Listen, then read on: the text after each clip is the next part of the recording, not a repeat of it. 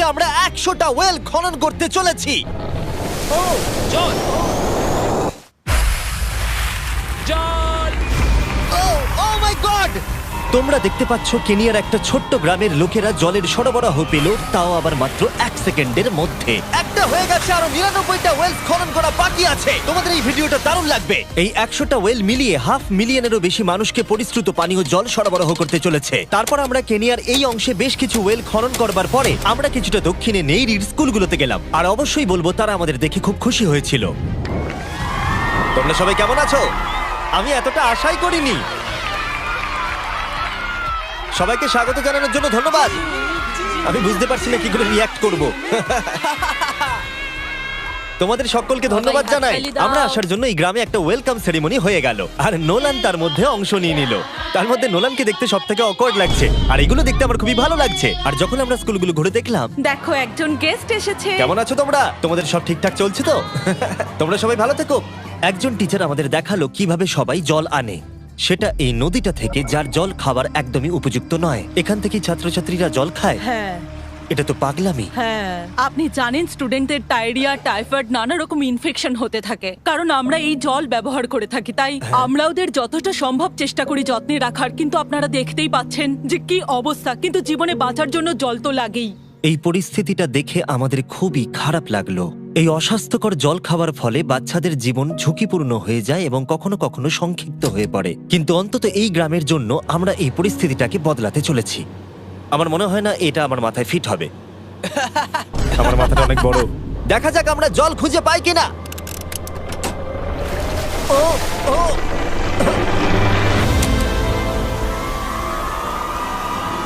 বৃষ্টি হচ্ছে, এটা তো দারুণ।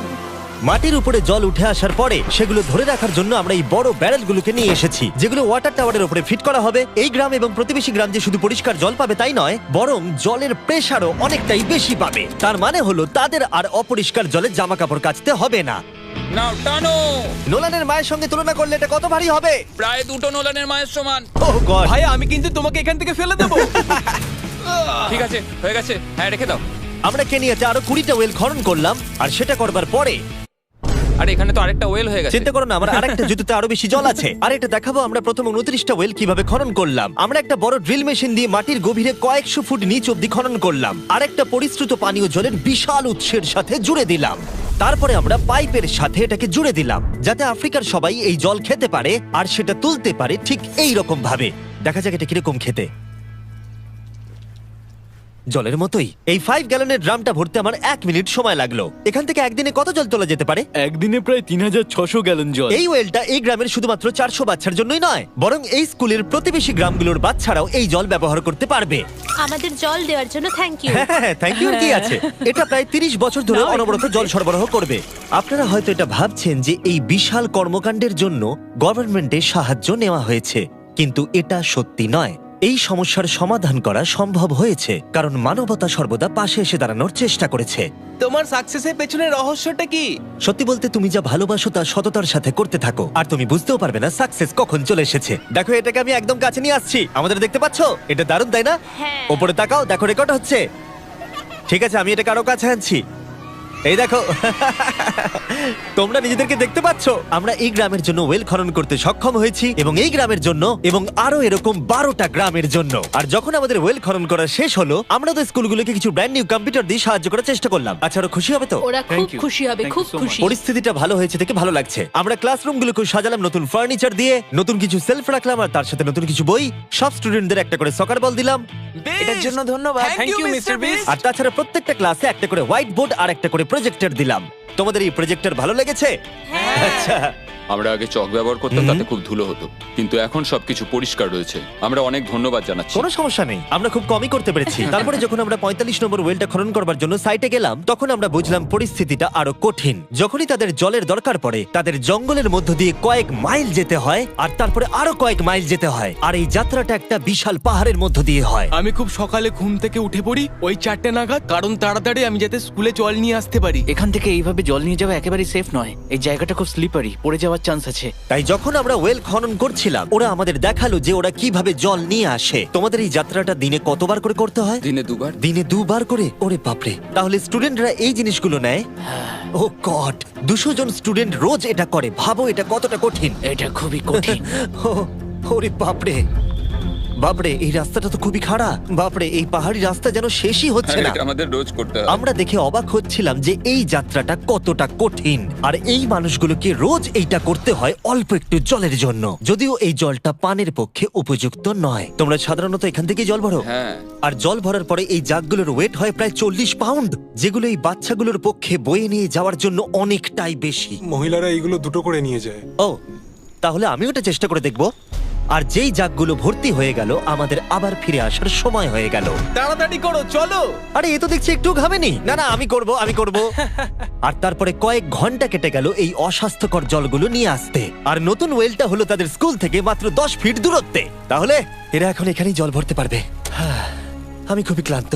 আর তারপরে আমরা পরের গ্রামে গেলাম, যেখানে আমরা 46তম ওয়েল খনন করব। কিন্তু সেখানে আমরা সমস্যার মুখে পড়লাম। আমরা দেখতে পেলাম এই গ্রামটা 2 ভাগে বিভক্ত এই বিশাল ভয়ঙ্কর নদীটা দ্বারা। এর জল এখন বেশি মনে হচ্ছে না, কিন্তু যখন বর্ষাকাল আসে তখন জল তীব্র গতিতে আসে আর এই ব্রিজটাকে ভাসিয়ে নিয়ে যায়। আর এই ব্রিজটা এত গুরুত্বপূর্ণ কারণ গ্রামের লোকজন এই দিকে বাস করে আর হসপিটাল বা স্কুল হলো এই দিকে। তাই তাদের অনেকবার দিনের মধ্যে এই ব্রিজটাকে ক্রস করতে হয়। এই ব্রিজটা ভয়ঙ্কর হওয়া সত্ত্বেও এটাই তাদের একমাত্র এই অবলম্বন। নদীর যখন জল বেড়ে যায় তখন এখানকার মানুষ, শিক্ষার্থী এবং পশু পাখিকেও ভাসিয়ে নিয়ে যেতে পারে। এর আগে আমরা এই নদীটা পার করতে গিয়ে 3 জনকে হারিয়েছি। এই প্রাণ চলে যাওয়া অপূরণীয় ক্ষতি এবং তা কখনোই মেনে নেওয়া যায় না। আমরা যেইটা শুনলাম আমরা সিদ্ধান্ত নিলাম আমরা সাহায্য করব। সুতরাং যখন এখানে নতুন ব্রিজ তৈরির কাজ শুরু হলো, যেটা তাদের ওয়েলের কাছে নিয়ে যাবে, তখন আমরা 2000 মাইল পেরিয়ে চলে গেলাম কেনিয়া থেকে জিম্বাবুয়ের উদ্দেশ্যে। আমরা আফ্রিকাতে 1 সপ্তাহেরও বেশি রয়েছি এবং আমাদের আরো ওয়েল খনন করতে হবে। তোমার গা থেকে গন্ধ বেরোচ্ছে। এটা অদ্ভুত, কিন্তু আজকে আমি স্নান করেছি। Wow! ঠিক আছে, আমাকে শেষ করতে দিলে আমি হাত দুটো নামিয়ে নেবো। তোমরা কি আমাকে বাকি ওয়েলগুলো খনন করতে সাহায্য করবে? ঠিক আছে। হ্যাঁ।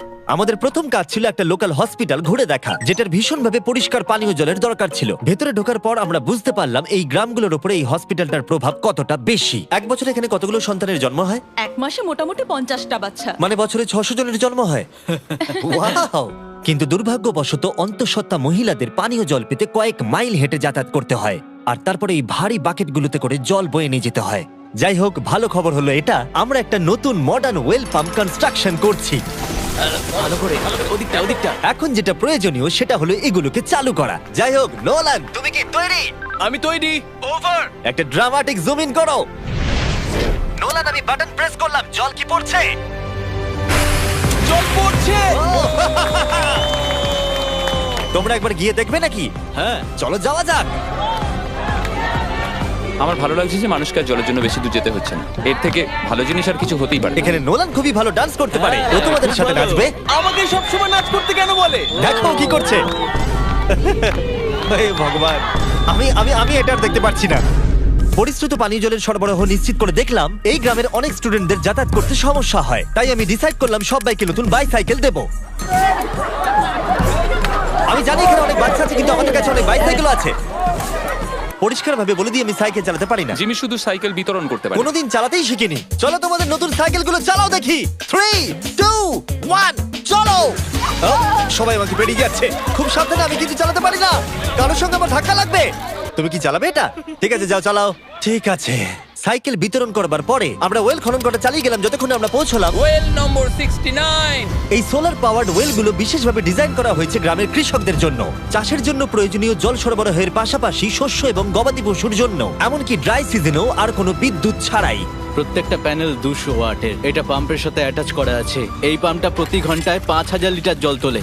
বলতে গেলে এই গ্রামে আমরা আনলিমিটেড জল পাচ্ছি। এটা দুর্দান্ত। জিম্বাবুয়ে থেকে চলে আসবার পরে আমরা আফ্রিকার সমস্ত জায়গায় জল পৌঁছে দিতে, তাই আমরা আরো ওয়েল খনন করলাম উগান্ডাতে, সোমালিয়াতে এবং ক্যামেরুনে। যদি আপনারা আরো বেশি দেখতে চান তাহলে আমরা খুব তাড়াতাড়ি ফিলান্থ্রপিতে আরেকটা। আমি পানীয় জলের উৎসের গুরুত্ব কতটা তা বুঝতে পেরেছি। কি করে এটা চাষে সাহায্য করে, ফসল ফলাতে, কিভাবে হসপিটালের জন্য পরিষ্কার পরিবেশ তৈরি করে, এবং সব থেকে গুরুত্বপূর্ণ হলো পরবর্তী প্রজন্মের শিশুদের জন্য একটা সুস্বাস্থ্যকর জীবন উপহার দেওয়া এবং তাদের ভবিষ্যৎ সুনিশ্চিত করা। আমরা বিশুদ্ধ পানীয় জল পেতে অনেক অপেক্ষা করেছি। জল হলো জীবন। এবং স্থানীয়দের সাহায্য নিয়ে আমরা নতুন ব্রিজটা তৈরি করতে সফল হয়েছি, যেটা এই গ্রামবাসীরা পরবর্তী 100 বছর ব্যবহার করতে পারবে। আমাদের জীবন এখন সুরক্ষিত, আমরা সব একসঙ্গে থাকতে পারবো।